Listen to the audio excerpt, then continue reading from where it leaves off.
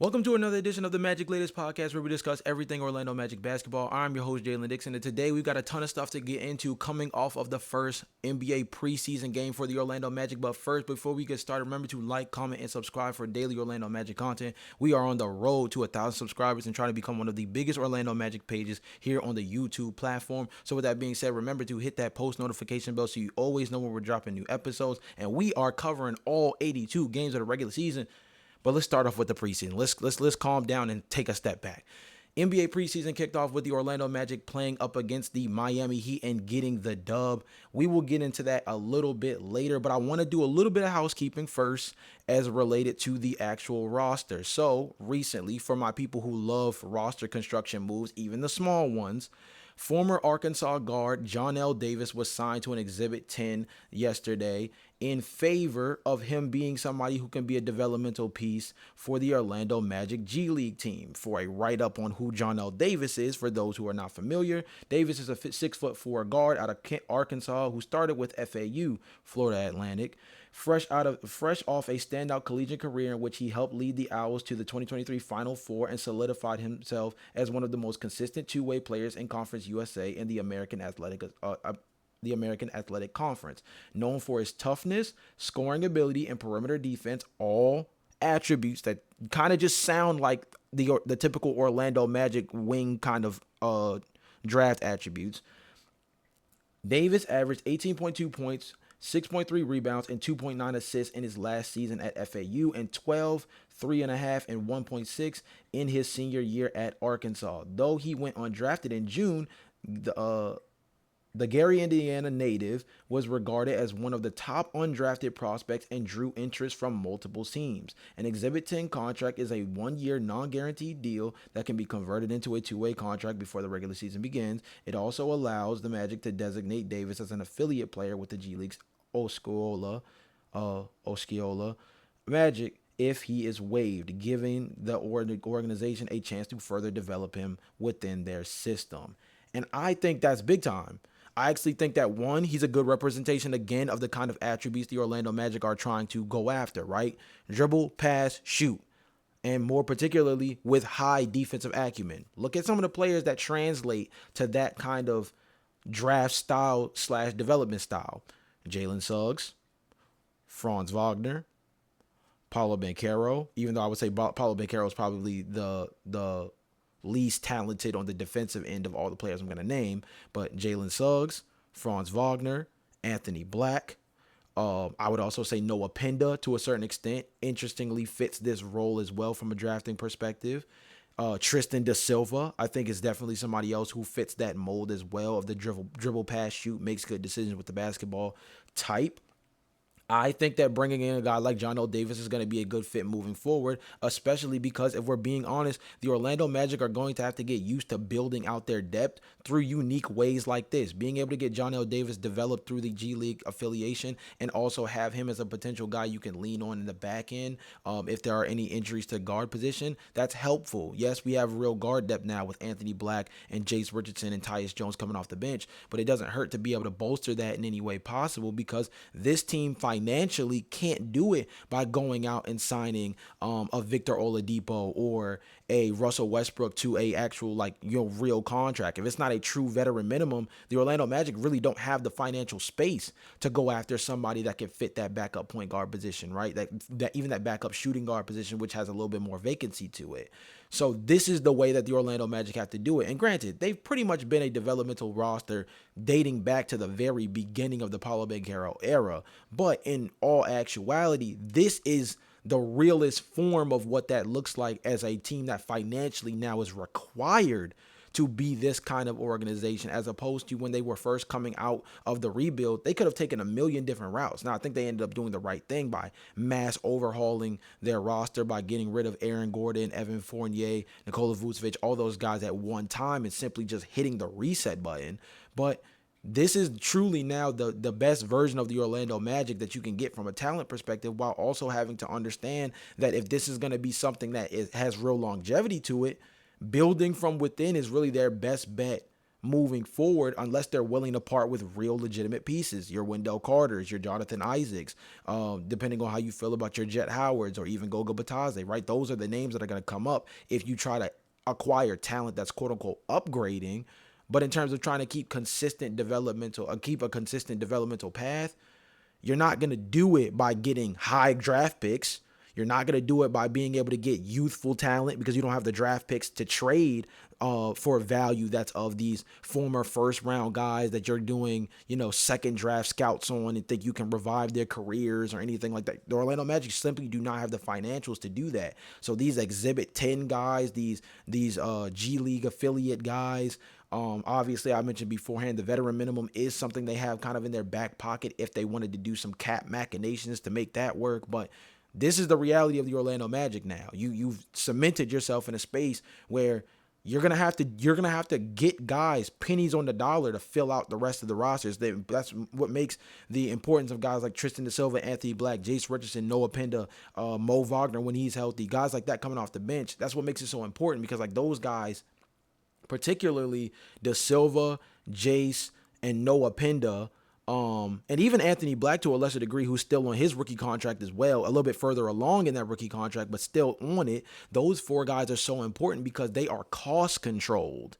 That's going to be a big thing for the Orlando Magic. For the four guys that they have that are cost controlled in a way that's significantly lucrative financially, when you look at what Desmond Bane, Jalen Suggs, Paulo Banchero, and Franz Wagner are owed over the next 3 to 4 seasons, on the other end of that, the balance that they have from a talent perspective with guys like Da Silva, Richardson, also having Anthony Black still, a little way away from getting a re-up on his contract. Like that also gives them real flexibility to build within, and to do so with the comfortability that knows they have a little bit of bought time. They know their main guys are locked up, and they know they're the guys that they're looking to build up with this roster. They are cost controlled enough where, for the most part, you feel comfortable saying that you have all of these guys throughout the entirety of this big three / core four era that the Magic have right now. So I know that's a long-winded way of saying like I really like the John L. Davis acquisition,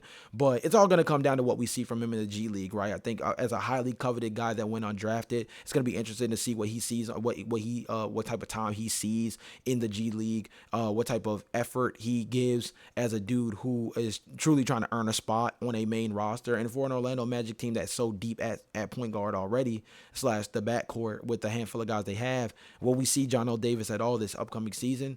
Potentially not. But again, being able to keep him in rotation with the Orlando Magic's G League squad keeps him as a guy that you can have as this diamond in the rough if things get tough injury-wise with the Jalen Suggs, with Tyus Jones, knock on wood, obviously. But those are all things to take into consideration. Speaking of the guard rotation, let's talk about Desmond Bane, right? Desmond Bane, the box score from the preseason game will make you think like, nothing special, nothing crazy, right? I believe it was 9 points. Let me pull it up to make sure that we got our bar for bar here. He finished the game with 9 points, 6 rebounds, 3 assists, 3 of 7 shooting, 1 of 3 from three. Right? Not jump out numbers. Mind you, played 13 minutes also, so it's not like 9 points, 13 minutes. Like that's pretty good equivalence. But I think the most important thing here is when you cut on the tape, and hopefully at some point maybe I'll be able to like include this kind of film and stuff in these videos. But when you look at the tape, like the most important thing for Desmond Bane is continuing to develop as an on-ball shot creator, right? Whether that's for him or his teammates. Desmond Bane needs to be an extension of the point guard position on this team as a tertiary ball handler because he's going to be given real responsibilities to lead this team offensively in certain ways. And that's going to start with being able to bring the ball up court, attack closeouts, create dump-off situations. There was a handful of situations, I believe 2 of his assists were both like drop-off passes to Wendell Carter Jr. right underneath the basket because he attacked the closeout, drove to the paint, found space, and then when he was met with a contest, he had the wherewithal to dump the ball off and get an easier look from Wendell Carter Jr. First of all, that opens up a guy like Wendell Carter Jr. a ton, because if he just has to do a slide rotation on offense from the low block close to the underneath the basket and finish with a dunk or a high percentage layup, that's big time for him, because that's the simplification of what his role is in this offense. On the other side, Desmond Bane, he cannot be looked at as a glorified three-point shooter. Desmond Bane was not brought to the Orlando Magic to be JJ Redick. He was not brought to the Orlando Magic to be Duncan Robinson. He was brought to the Orlando Magic to be a tertiary ball handler / shot creator for this team, as a dude who, outside of Franz Wagner and Jalen Suggs, can be trusted to bring the ball up, trusted to make good decisions.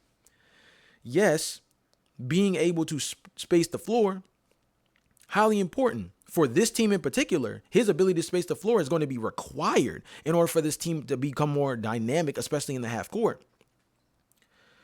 But he has to continue to develop as a guy that can put pressure on the defense, force closeouts, force teams to have to respect him as a driver. And I think those were certain things that we saw in this preseason game where, again, I think I said this last podcast, the word assertiveness and aggressiveness is going to be so important this year for the Orlando Magic. And I think this is an extension of that, talking about Desmond Bane, in terms of being more aggressive as a guy that seeks out opportunities to create offense, as opposed to just being this very easy plug and play player. How we talk about OG Anunoby, how you talk about Mikal Bridges, if you want to talk about it from an elite level, the permeability of guys like Kevin Durant, right, where you can drop them into an offense and they can simply just be effective because they know how to move without the ball. They can shoot at a high level. They're good decision makers off ball. And there's situations where they create almost simplistic offense around them because they just know how to fit wherever you need them to be.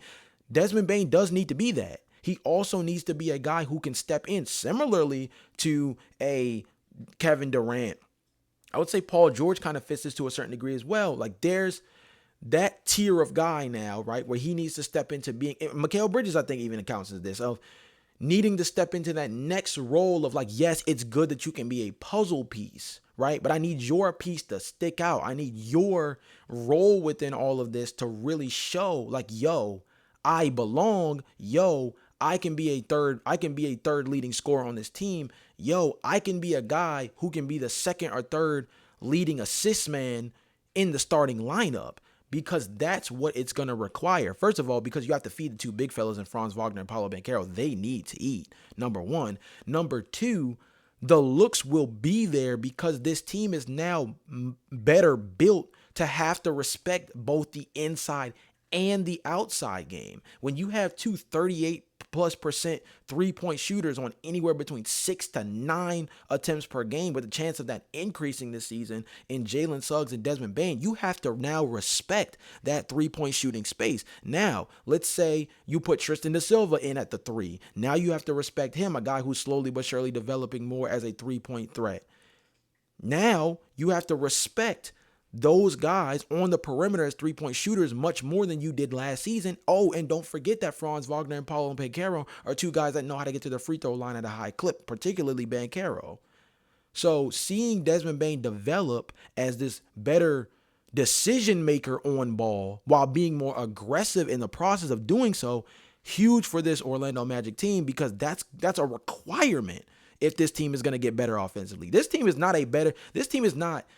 they may be an upgrade for this team will be a middle of the pack offense by the end of the year, because of the fact that they've been bottom 5 to bottom 6 the last 4 years.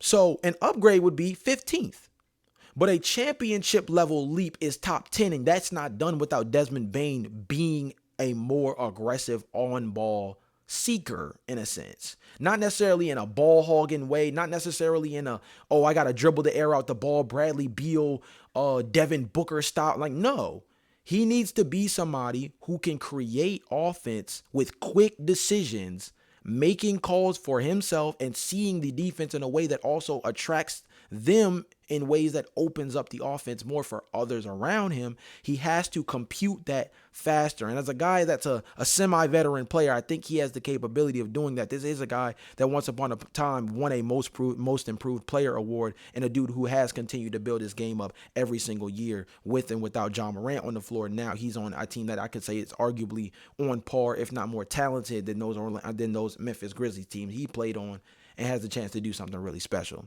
Let's talk about Tristan da Silva. Tristan da Silva is building on Eurobasket. Tristan da Silva had himself a very strong opening game for the Orlando Magic in this preseason matchup, where honestly, he was arguably one of the best players on the floor. In 15 minutes, he had 12 points, 5 of 9 shooting, with 3 rebounds. Was a guy that didn't necessarily blow you out the water as a 3-point shooter. But I think it's really important when you look at what he was able to do. He was somebody that was aggressively seeking out his shot. I think he had one of the best plus minuses of the night for the Orlando Magic. I believe he was plus 11 on the floor in the game. And this was a situation where Tristan da Silva, again, that assertiveness, it's not necessarily the statistics. Again, the man played 15 minutes. He had 12 points in 15 minutes. Again, from a ratio perspective, look at the circumstances. That fits really well, particularly for a guy that is going to be coming off the bench during the regular season, right? It's not, again, it's about what he was able to do within the structure of the game. Attacking closeouts. He had a really good blow-by finishing dunk / layup around Andrew Wiggins, where you look at his play and you're saying, oh, he's seeking out his shot more. Oh, he's being more aggressive about wanting to hoist the ball. He's a guy that's now starting to be more cognizant of the fact that he needs to be a floor spacer on offense. And you saw it. He was more aggressive as a 3-point shooter. He was attacking closeouts. He was going into the paint without fear. He was somebody who seemed like he was playing with a little bit more freedom than last year. I feel like the word around Tristan da Silva in the time frame when he was on the floor with the guys, and I'm talking about when Franz Wagner, Paulo Banchero, Jalen Suggs, any iteration of those guys came back to the floor, particularly Paulo Banchero and Franz. I think the reason why he fell out of favor towards the back half of the year after those guys got back was almost like built out of the fact that, one, this Orlando Magic team was just trying to keep themselves afloat, obviously, right? This was a team that just wasn't trying to lose the entire season due to the circumstances of all the injuries. But this is also a team that kind of didn't embrace the rest of the roster outside of the starting 5, I felt like, in a real way last year. I felt like the reason why the word aggressiveness and assertiveness has been so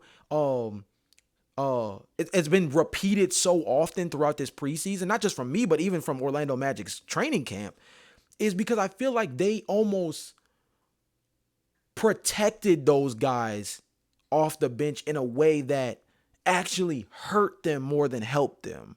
Anthony Black is so much more versatile than he was let off to be last season. And it showed in the lack of offensive aggressiveness he had last year.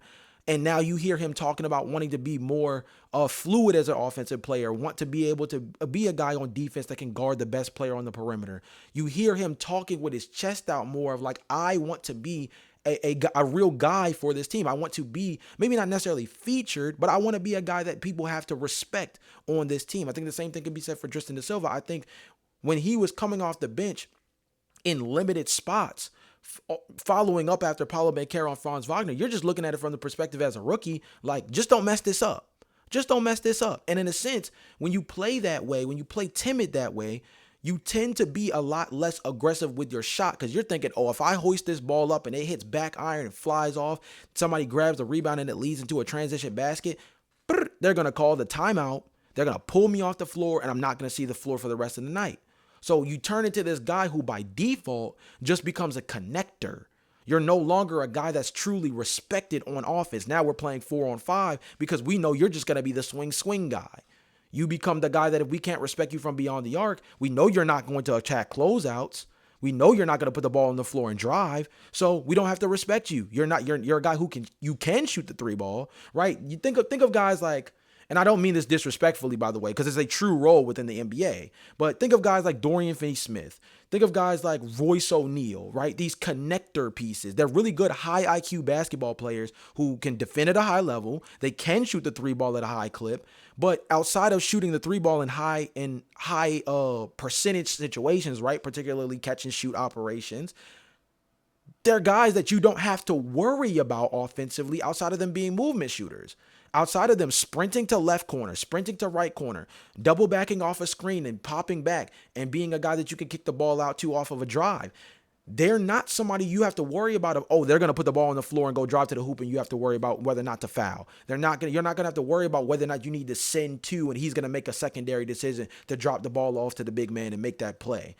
You don't have to worry about that. You don't have to respect them on that level because they're two guys that particularly, and Tristan Da Silva last year, I think fit this mold of like, okay, just play within the offense. And sometimes that's used as a positive thing. In this sense, it was used in this sense for Tristan Da Silva, I believe because of its upside, it's a negative thing.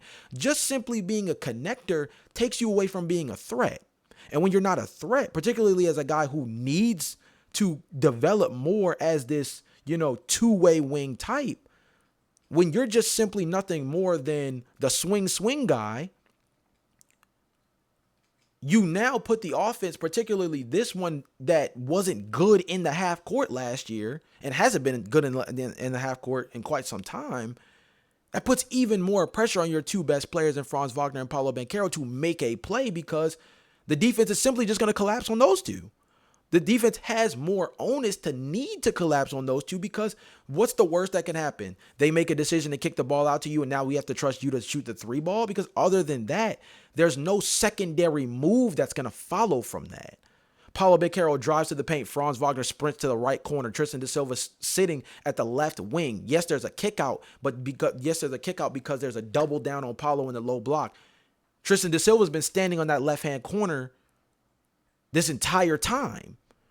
Franz sprints out the way on the right-hand side. What's supposed to happen? Is he supposed to relocate to the top of the key? Tristan Da Silva swing it back. Now you're trusting Franz, an even lower lower percentage three-point shooter, to take the shot as opposed to Tristan Da Silva.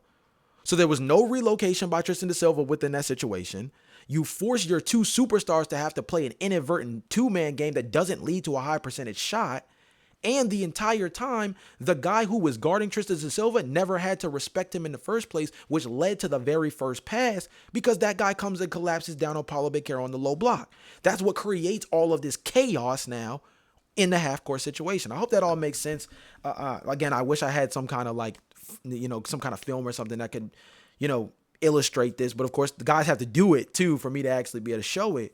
But that's one of those things that I think is so important for Tristan is that he has to be more aggressive as an offensive player because simply just being a good relocation three-man is not going to be enough for this Orlando Magic team to be dynamic. See, they can be effective. They can be efficient even, right? But they don't put true pressure on the defense. If guys like Tristan, guys like Anthony Black cannot be dynamic on the ball. I think that something that I thought was really important and kind of interesting too. It was a tweet that was posted from Point Made Basketball. Shout out to these guys. It says, the Orlando Magic just keep spawning jumbo ball handlers, and it's hilarious. Off the bench, Tristan Da Silva will play a big role for a surging Magic team and look to build off of a strong Eurobasket, Eurobasket showing for Germany. I think this is so interesting because that's true. The goal of this team at this point, with the way they drafted, really starting with Franz, and look at it. Franz, Tristan, Noah Penda, I think counts in this as well. So Franz, Tristan, Noah Penda. Anthony Black is 6'9", so despite the fact that he's not necessarily a forward, he is a perimeter player, so jumbo wing type.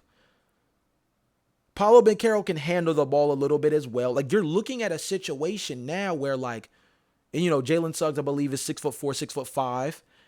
I wouldn't call him a jumbo wing. That's about, average size for the point guard position in this day and age.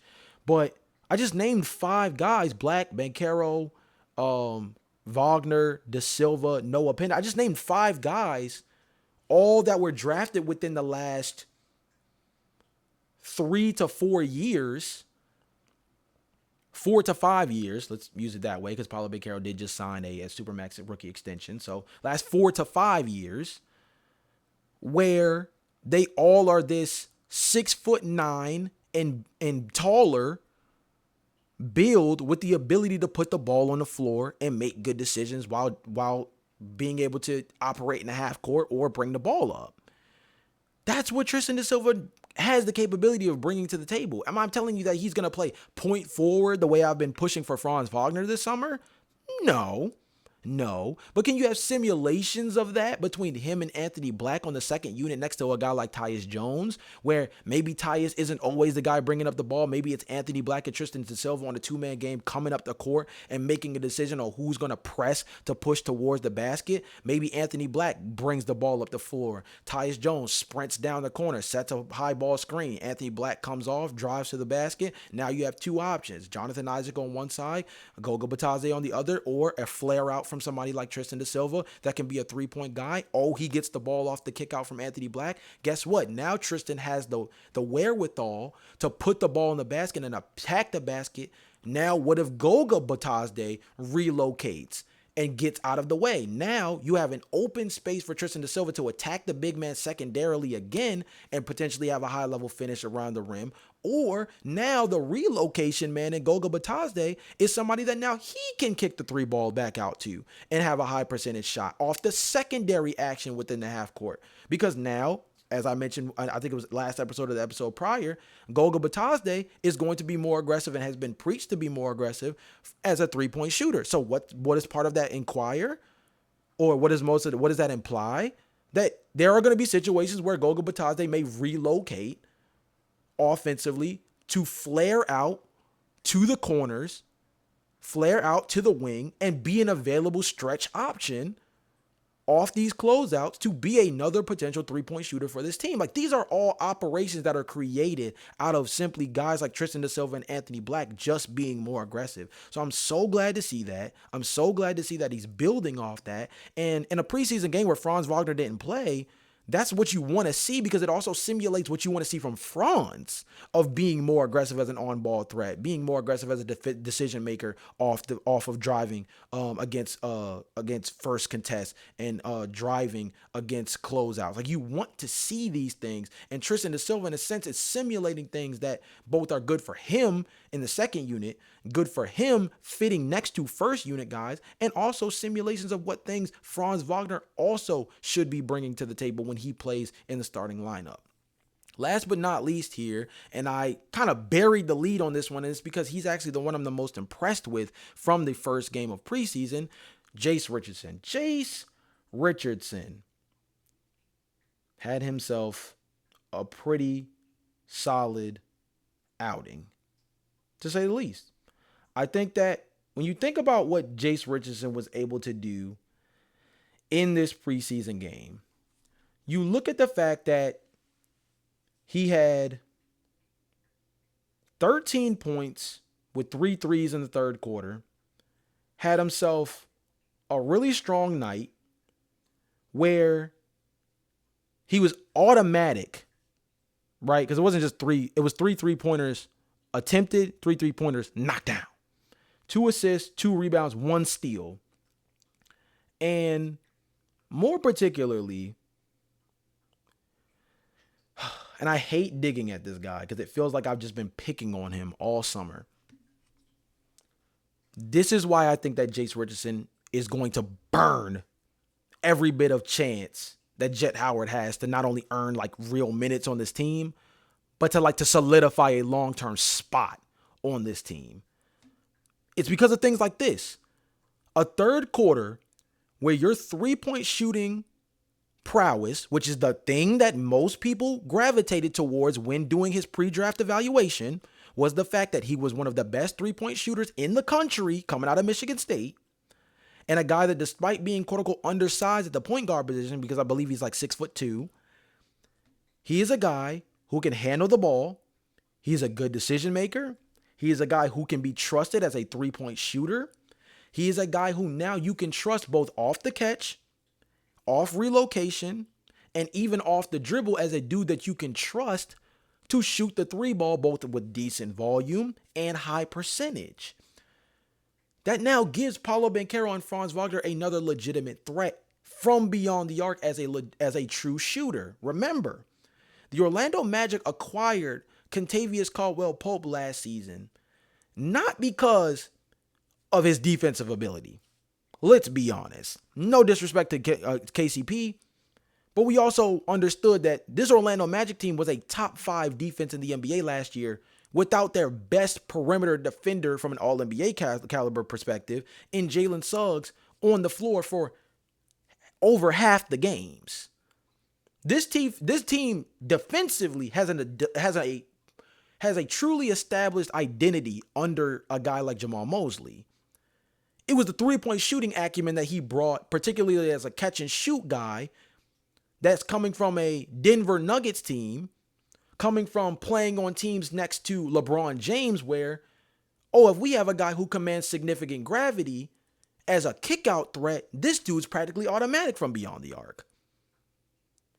But he wasn't. If guys like Jace Richardson can be that for Paolo Banchero, if Desmond Bane can be that for Paolo Banchero, if Jalen Suggs can continue to step in that direction next to Paolo Banchero, you've unlocked a completely different wrinkle in your offense that you didn't have in any of the prior seasons, and creates a completely different aspect of your offense that now defenses have to respect. Jace, you deserve minutes on this team. You deserve to play over someone like Jet Howard. You deserve to be in lineups where you lead the second units over Tyus in certain circumstances. I truly believe that, and I love Tyus Jones. Anybody who's been listening to this podcast long enough knows I'm the biggest. I am literally the president of the Tyus Jones fan club. But offensively, there's going to be certain situations where you just need a spark plug off the bench. Think about the names we've brought up this summer. Victor Oladipo, Russell Westbrook, Malik Monk, Jaden Ivey, right? Think about the names we've brought up throughout the summer of guys that fit this attribute of have on-ball chops, have the potential to be able to shoot it, or at least are athletic enough to push the ball down teams' throats. So now they have to respect them in transition, right? That's probably more of like the Victor Oladipo and Russell Westbrook type. Malik Monk, both athleticism and does have a pretty high three-ball shooting percentage as well, right? These guys that can put pressure on the defense, but you also have to respect them in one way or another, whether that's how they operate as transition threats or how they operate as three-point shooters. Jace Richardson's doing that for the budget baller. He's doing that on the free ski, not the free ski, literally, obviously, but he's doing it in comparison to some of the salaries you'd have to deal with. Even if you trade for Jaden Ivey, you got to pay him next summer. If you do it for Russell Westbrook, like you can do it on a veteran minimum. Yes, that's a respectable contract, but like you only have him for 1 year. For Victor Oladipo, you only have him for 1 year. For Malik Monk, you bring him in, but you only have him signed for this season and next year, and then you have to pay him a lucrative contract. You have Jace Richardson signed for the next 4 years with a chance to re him up for the next 3, potentially. Like typically, it's usually signed through the first 8 seasons of a player's career. And particularly this time frame next to Desmond Bane, Paolo Banchero, Franz Wagner, Jalen Suggs, like you have all of the core 4 years next to this guy and Jace Richardson, same with Tristan da Silva, on like budget contracts. Think about players like, I think a great example of this is like the Oklahoma City Thunder, right? Obviously they have Chet Holmgren, they have Jalen Williams, and they have Shai Gilgeous-Alexander. But think about some of the budget guys they're able to get on the margins that really fit within their team. A.J. Dillon, very solid for them. Cason Wallace, very, very productive for them. And Aaron Wiggins, another player that I think on a lucrative deal, a very team-friendly deal, just provide this wing on-ball ability, three-point shooting acumen, can guard in space. And Jace Richardson is not going to be an elite-level defender or anything like that, the way like Cason Wallace or any of those other guys kind of have the capabilities of being. But where he might not be as good defensively, you can make an argument that Jace Richardson may be a better on-ball shot creator than guys like Kaysen, better on-ball shot creator than guys like Aaron Wiggins. Not to mention that he has a pretty strong three-point clip that has to be respected, similar to those guys as well. So that's how you have to look at the Orlando Magic in this sense. Very proud of Jace in his first game, and a guy that I think, I mean, like I said before, he's just gonna deserve the minutes. He just will. He deserves. Jace Richardson deserves the minutes. He will be a guy that is heavily featured on this bench, and he's a guy that not only is going to make Jet Howard expendable, but I think he's gonna be a guy that even makes Orlando Magic brass like question like, yo, are we gonna have to have 3-guard lineups off the bench where Tyus is at the 1, Jace is at the 2, Anthony Black plays the 3 as a guy at 6'9". We have Tristan Da Silva come off the bench as a guy that's 6'9", 6'10" himself as the power forward. And then we have one of Jonathan Isaac or Goga Batadze as our center off the bench. Like, that's a real question that, like, you might legit have to buy Jace Richardson minutes by putting him in a small ball bench unit lineup. And I'm not mad at it because I think it could be highly effective. Again, very proud of Jace Richardson. Very proud of Tristan Da Silva as well, a guy building off a Eurobasket. And this team looks really solid off of one game. Obviously, you don't want to overglaze off of one preseason game. But it's just certain things that we've been talking about all summer that it's so good to finally see it show on the actual basketball floor, even if it's in an exhibition game. But with all that being said, man, a longer episode today. But again, we got games to break down now. So it only adds to the content. This has been another edition of the Magic Latest Podcast. Remember to like, comment, and subscribe. Hit that post notification bell so you always know when we're dropping new videos. I will see you guys again tomorrow with another update on the squad. But until then, peace.